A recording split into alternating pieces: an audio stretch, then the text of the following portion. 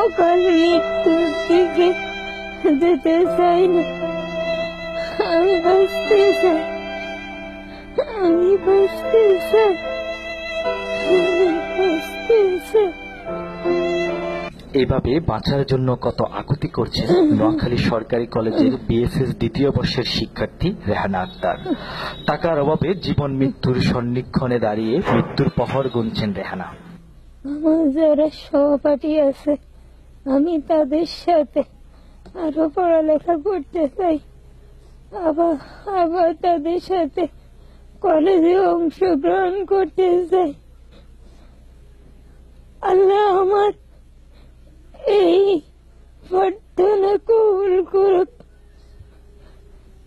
আর এই প্রার্থনার জন্য দেশবাসী আমাকে সাহায্য করুক, দেশবাসী আমাকে সাহায্য করুক। নোয়াখালী বেগমগঞ্জ উপজেলার জয়কৃষ্ণপুর গ্রামের চা দোকানদার মোহাম্মদ ইব্রাহিমের মেয়ে রেহানা। তাই সবাই আমি প্রত্যাশী তার সবাই যদি একটু সাহায্যের হাত বাড়া হতো, আমার মেয়েটা চিকিৎসা পেলে সুস্থ হয়ে স্বাভাবিক জীবন পেতে পারে। স্বাভাবিক আর কিছু হতে পারে। চলতি বছরের এপ্রিল মাসে দুরারোগ্য ব্যাধি ভান ক্যান্সার আক্রান্ত হয়েছেন তিনি।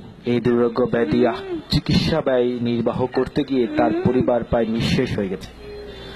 চিকিৎসার শেষ পর্যায়ে এসে বিপুল পরিমাণ অর্থ ব্যয় বহন করা তার অসচ্ছল পিতার পক্ষে সম্ভব হয়ে উঠছে না।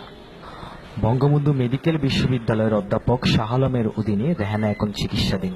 টাকার অভাবে চিকিৎসা না নিতে পেরে এখন বাড়িতে অবস্থান করছে। আসুন আমরা সবাই মিলে এই তরুণের জীবন বাঁচাতে এগিয়ে আসি। আমরা এলাকাবাসীর পক্ষ থেকে তার চিকিৎসার জন্য সবার কাছে সহযোগিতা কামনা করি। আমি দেশবাসীর কাছে আমার মেয়ের চিকিৎসার জন্য সহযোগিতা চাই, যেন আগের মতো কলেজে যেতে পারে এবং স্বাভাবিক জীবন ফিরে আসে।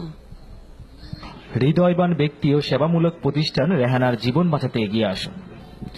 আর্থিক সহায়তা প্রদান করার জন্য যোগাযোগ করুন মোহাম্মদ রাসেল 01819830924, মোহাম্মদ নজরুল ইসলাম, অগ্রণী ব্যাংক মেদিকোট শাখা, সঞ্চয় হিসাব নং 020000229711।